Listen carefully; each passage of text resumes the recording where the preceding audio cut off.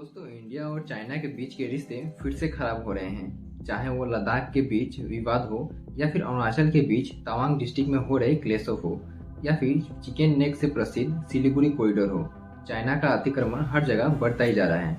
वहीं भले ही दोनों देशों के बीच के रिश्ते खराब हो रहे हों, लेकिन दोनों देशों के बीच हो रहे ट्रेड हर साल रिकॉर्ड हाई पर चलता ही जा रहा है। अगर हम फाइनेंशियल ईयर 2021 की बात करें तो हमारा चाइना के साथ ट्रेड डेफिसिट 73.31 बिलियन डॉलर तक पहुंच गया था, जो कि ऑल टाइम हाई है। यानी कि हम चाइना से खरीदते तो बहुत कुछ है, लेकिन चाइना हमसे ज़्यादा कुछ परचेज नहीं करता। हम बाइकॉट मेड इन चाइना जैसे अभियान तो चलाते हैं, लेकिन कुछ समय बाद हम सब कुछ भूल जाते हैं और फिर से उन्हीं प्रोडक्ट्स को खरीदने लग जाते हैं। और हाल ही में दिल्ली के चीफ मिनिस्टर अरविंद केजरीवाल ने ट्वीट करके मेड इन चाइना प्रोडक्ट को बैन करने के बारे में बात कही है। लेकिन क्या ये इतना आसान है? हाल ही में सरकार की तरफ से संसद में ये जानकारी दी गई। इंडिया में चाइना के लगभग 174 रजिस्टर्ड कंपनियां हैं और इसके अलावा देश में करीब 3560 ऐसी कंपनियां हैं जिनका डायरेक्ट रिलेशन चाइना से है। ई कॉमर्स मिनिस्ट्री के एक डाटा के अनुसार पिछले साल के मुकाबले इस साल इंडिया और चाइना के बीच बायलैटरल ट्रेड में लगभग 34% का उछाल आया है।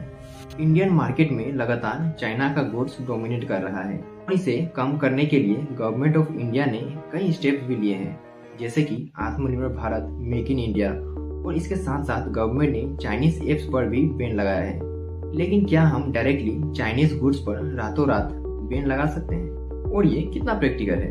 दोस्तों, दवाइयों मैन्युफैक्चर करने के मामले में भारत पूरे वर्ल्ड में पहले स्थान पर आता है, लेकिन आज भी हम रॉ मटेरियल के लिए चाइना पर निर्भर हैं।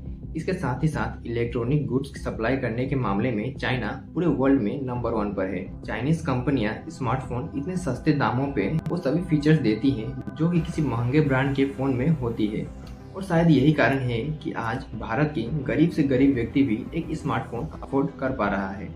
इसके मुकाबले हम अब भी चाइना से बहुत पीछे रह चुके हैं, और इसके साथ ही साथ भारत में ऐसे लाखों होलसेलर्स और रिटेलर्स हैं जो कि सीधे सीधे चाइना पर डिपेंडेंट है, जो कि चाइनीज गुड्स को ट्रेड करके मुनाफा कमाते हैं। हम छोटी से छोटी चीज़ों के लिए भी चाइना पर निर्भर हैं।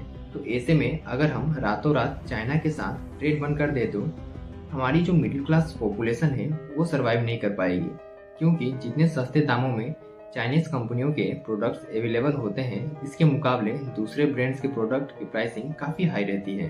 तो ऐसे में हमें ये तो समझ में आ गया कि हम रातों रात चाइना के साथ ट्रेड बैन नहीं कर सकते। तो इसलिए गवर्नमेंट ने मेक इन इंडिया और आत्मनिर्भर भारत जैसे अभियान चलाए हैं। हालांकि धीरे धीरे हम भी मैन्युफैक्चरिंग हब कंट्री के रूप में उभर रहे हैं, और हमें आशा है कि हम 3 से 4 सालों के भीतर ही अपनी डिपेंडेंसी चाइना से काफ़ी हद तक खत्म कर देंगे।